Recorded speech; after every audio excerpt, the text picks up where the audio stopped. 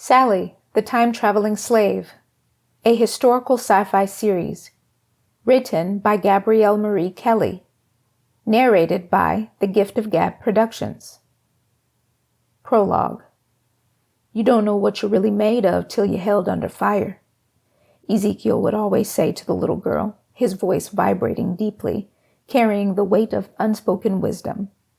There wasn't a blacksmith better in the whole of Texas, able to set ablaze any stone and call out its impurities. A man who forged strength and resilience into every piece of iron he touched.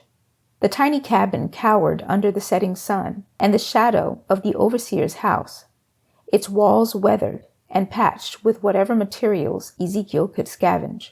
The air inside was thick and stifling, relief coming only from a whistled breeze that occasionally found its way through the cracks. All day until sundown, the cabin echoed with the clang of metal on metal, a sound that inspired determination and defiance. Defiance that would not go unpunished. 9-year-old Sally sat on a rickety stool, her small fingers cut and bruised by the thorns on the cotton plants, worked tirelessly to mend a torn scarf by the dim light flickering in the background. She was careful not to drop the scarf on the floor, made of gravel, or to allow her blistered and bleeding pinky finger on her left hand to graze the scarf.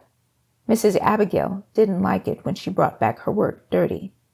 Ezekiel hovered nearby, worry written on his brow as he paced the cramped room.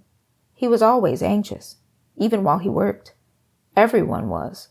But Sally sensed a nervousness unlike any before, and she kept one eye on him and the other on her mending. Flashing lantern lights and the sound of stomping hooves outside the cabin broke both of their concentration. Ezekiel cowered to peer out the small window, his expression informing Sally that he knew why they were receiving unwanted visitors.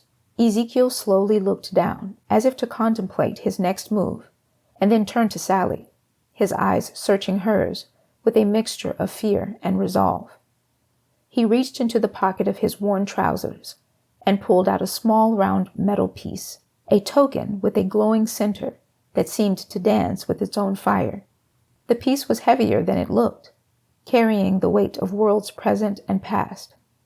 "Sally," he whispered, squatting down to her eye level, "take this and keep it very safe. You is mighty smart. You gon' find out what this here for. Don't tell a soul you got this, and don't show nobody neither. You's gonna be free, girl. You and Betsy and Moby and all's them." Sally blinked viciously, trying to comprehend all what was said. Before she could ask any questions, the cabin door burst open with a force that straightened her spine. The overseer, Mr. Thomas, stood in the doorway, flanked by his stern-faced comrades. His presence filled the space like a thundercloud, casting long shadows across the room. "You got something you want to tell me, boy?" Mr. Thomas said. "You hiding something don't belong to you?" Ezekiel kept his gaze on his muddied and busted boots, his head and shoulders slumped in defeat, his hands trembling but his jaw set in defiance. "No, sir, I's hiding nothing, sir." Mr. Thomas scanned the room, his eyes locked onto every item as if he had X-ray vision. The threadbare blankets, the rough-hewn table, the forging tools. He walked towards the table, picked up the hammer, and began to balance it in his hand. "You know, boy, you're really good at this here forging, but you're a bad liar." With a wave of his hand, his comrades moved forward, pushing Ezekiel backwards against the wall, their movements harsh and unforgiving as they surrounded him. Sally watched as they kicked and cursed. She could not see Ezekiel, but she could hear his response to every assault. She sat still while floating around the room. Every inch of her wanted to cry out and help, but every inch of her also knew better. The chaos became more intense as the men seemed to tire. A lean and sturdy man with red hair and hot red cheeks began searching Ezekiel's pockets, and when he didn't find what he was looking for, his eyes slowly found Sally's. Sally quickly studied her mending, hands trembling and skin burning from the man's persistent gaze. Another robust and stocky man, with dirty blonde hair covering his eyes, became short of breath and could no longer kick. He tied a rope around Ezekiel's ankles. "Okay, boys, that's enough. We gonna tire ourselves out. Let the steed take this thieving nigger where he belong." The men cleared to Mr. Thomas's order and exited the cabin to reveal a bloody and swollen Ezekiel laying on his side. His arms stretched forward underneath him, his short breaths indicating broken ribs. The rope, coiled next to his body, began to rapidly unravel as Mr. Thomas crouched at his head. "You want freedom, boy? Well, here you have it."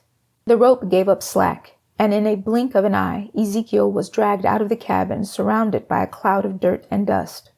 Sally catapulted off the stool and ran to where she could see the men riding off into the night, their lanterns revealing spotlighted glimpses of Ezekiel being dragged behind. From the ceiling, Sally could see herself standing at the door with Mr. Thomas crouched behind her. He rose, adjusted his pants, and walked towards Sally until she could feel the heat of his body on her back. "Don't you dare cry now, Sally. The good Lord said that liars will not beget the kingdom. Don't you cry for no liar." Mr. Thomas walked through the doorway, his leg brushing up against her arm and shoulder. He closed the cabin door, and Sally could hear his bootsteps in the gravel fade into the distance. In shock, Sally turned to face the cabin interior. The table now stood on 3 legs. There was a gaping hole in the wall near the window, and Mrs. Abigail's scarf lay mangled and dirtied. Sally felt a weight tugging at her apron and remembered the coin. She slid down the door, reaching into her pocket and pulling out the piece. The glowing center lit up her palm and the space around it. Ezekiel's words came back to her. "You is mighty smart. You gon' finds out what this here for. You gon' be free." Mr. Thomas said she wasn't supposed to cry. He also said she wasn't supposed to call Ezekiel Pa either. But he was her pa, the only pa she had, and now he was gone.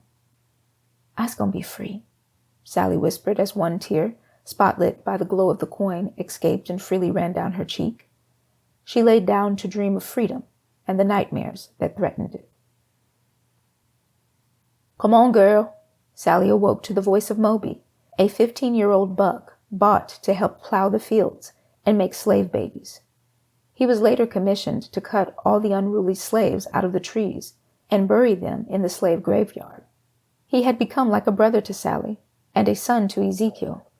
When she wiped the sleep out of her eyes and looked up into his, she could see that his chest was tight from holding back tears.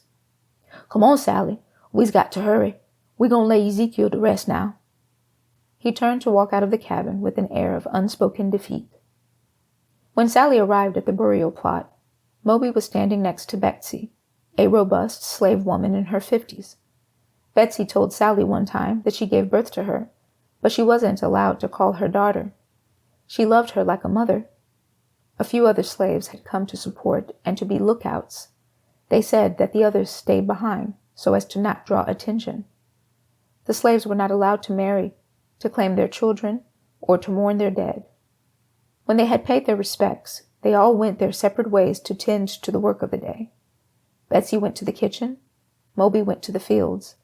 Sally reluctantly returned to the cabin to get Mrs. Abigail's scarf.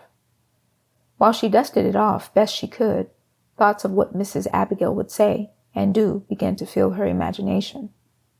Sally exited the cabin, and suddenly the red-headed man appeared on horseback and cut off her path. Sally kept her head bowed, but could feel his heavy and suspicious gaze, just like the night before. "You got something you want to tell me, girl?" he asked. Sally imagined that he probably thought she had stolen the scarf. "No, sir. I's just taking Mrs. Abigail her scarf after she asked me to mend it, sir," Sally said, feigning a slave's diction. He paused before responding and then said, "Well then, get to it, girl." Sally walked around the front of the horse and could feel the man's stare penetrate her soul. Her mind flashed to the scene of this same man going through Ezekiel's pockets, and at once she remembered what this man was really looking for: the coin. "What's that in your pocket there, girl?" he asked, as if to read her mind. When Sally saw him twisting his body to demount, she panicked and began running. Her heart, pounding in her chest, gave her enough adrenaline and blood flow to outrun his lazy steed. She heard the man yelling orders and insulting her in between the horse's gallops. She cut through the tangled brush, hoping the man would be forced to guide the horse on the paved and longer route. He followed her into the brush, and Sally thanked God that the man's orders and insults were now muffled also by the tangled vines and bushes. His yelling became more and more faint as she ran faster and faster. Finally, she saw, not too far into the distance, her destination, the side entrance to the glorious estate. She turned to look back and noticed that she, with the help of the brush, had put quite a distance between her and her red-headed pursuer. Emboldened, she turned to increase her speed, but her foot was shortened by a vine. Suddenly, her world began to spin downward, and she flew, only to be reminded of gravity by the merciless meeting of a boulder with her temple. Immediately, her head began to throb, drowning out all noise except her own moans, and she felt a sinking feeling, as if to be drowning in a sea of molasses. After seconds in eternity, consciousness started to seep back in, dragging with it the reluctant awareness of her surroundings. She could feel the horse's breath on her feet, and she heard the door squeak open.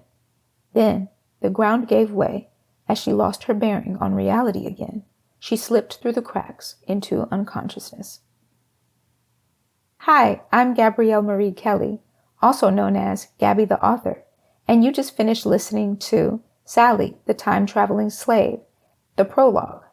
I hope you enjoyed it, and if you did, please be sure to subscribe to my website so that you will never miss a story.